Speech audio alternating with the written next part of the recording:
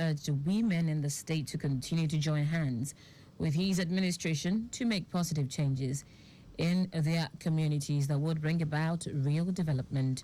Governor Sanwo-Olu stated this in his address as the chief host of the 24th Committee of Wives of Lagos State Officials Council's Hybrid National Women's Conference with the theme, Soar Beyond Boundaries, Enrich Communities. The governor also called on participants at the annual conference to turn the knowledge gained to a call for action to be able to make positive impact in their lives as they shape the future of their communities with a sense of hope and engagement. That indeed a better tomorrow is on the horizon for us. For us in Lagos State, we'll continue to ensure that with every fiber that we have, we'll serve you better. We'll make this place a lot better than we met it.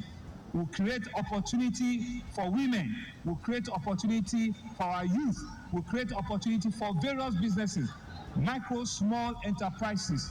Indeed, that's what we sign. That is our commitment to you, and will not stop until when we'll achieve it.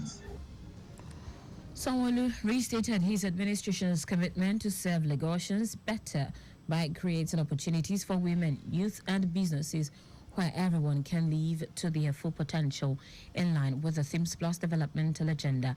While declaring open the national conference, Akwa Ibom State Governor Umo Eno, who was represented by his deputy Akin Kenye, thanked council officials for their steadfastness in organizing the annual conference to expand the frontier of development, especially in the home front. Meanwhile, wife of the state governor and chairman Committee of Wives of Lagos State Officials Council, Ibijoke Sanwo-Olu, has urged women to push beyond boundaries, enrich the community, be self-confident, network, and challenge the status quo. Mrs. Sanwo-Olu said this is in her address at the 24th Council's Hybrid National Women's Conference, with the theme, Soar Beyond Boundaries, Enrich Communities. She also encouraged women to be more focused as they worked hard to achieve their desires and set goals while contributing to the advancement of the socio-economic and political growth of the state as well as Nigeria. Do away with the arrival mentality. Don't be selfish. Never be tempted to live for you, yourself, and your family alone. It's not just about you. Even if you think you have arrived, there's still a lot more to achieve for our communities. We are a continuous moving phenomenon which our world is privileged to have at this time. Mrs. Sanwo-Olu also said the annual conference would frontally address various challenges facing women, thanking the state governors, first ladies, Deputy Governor Bafemi Hamzat, Oba of Lagos, Rewan Akiolu, who was honored at the event, physical and online participants, and other dignitaries at the event for their support.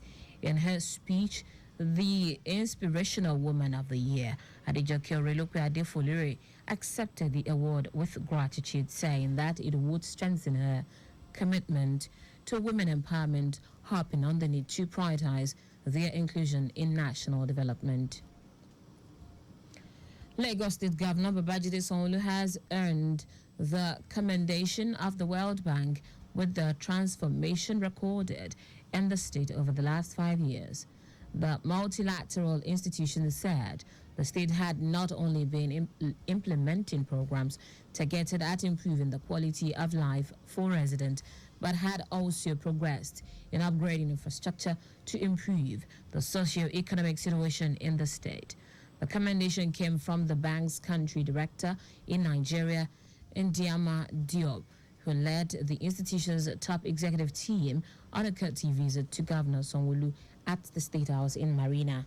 Diop also acknowledged the reforms being implemented by the Sanwo-Olu administration in the transportation sector, which has expanded multimodal transportation capability in Lagos. The World Bank chief pitched collaboration with the state government in areas where the state had been experiencing gaps, pledging funding support to improve operational efficiency. Responding, Governor Sanwo-Olu welcomed partnership with the multilateral institution, noting that Lagos requires strategic support to boost capacity in the transportation sector. The governor called for the World Bank's collaboration in waste-to-energy and conservation drive being championed by the government. A majority of the lawmakers at the Lagos State House of Assembly has supported the Market Authority bill currently being considered by the legislator. The bill scaled second reading on the floor of the House, with the Speaker, Mudashiru Basa, committing it to the House Committee on Local Government. The committee is expected to report back to the House in 2 weeks. The bill, if passed, aims to provide for the registration, formation, organization, and operation of market operations in the state. Chairman of the Local Government Committee, Sani Okolawon, said the bill tries to address some anomalies in the extant law and would make it mandatory for all markets to be duly registered.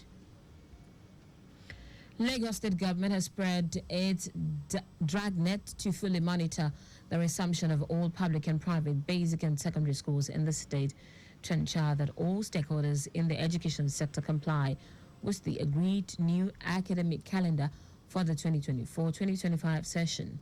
Leading to the task, Director of Planning, Research and Statistics in the Office of Education Quality Assurance, OEQA, Remy Abdul, said the monitoring exercise was to affirm the position of the state government that academic activities should commence on the first day of resumption after a few hours of cleaning exercise in all schools.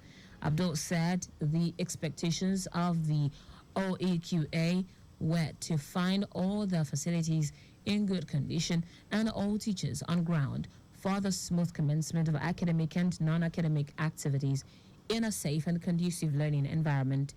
This, according to him, is essential to the state government's effort to improve the education sector. He emphasized that the state government, in partnership with all stakeholders in the sector, had worked together to produce the current academic calendar harmoniously. And that's it on the State News at 7, but just before we go, maintain adequate distance from the vehicle ahead of you to avoid collision.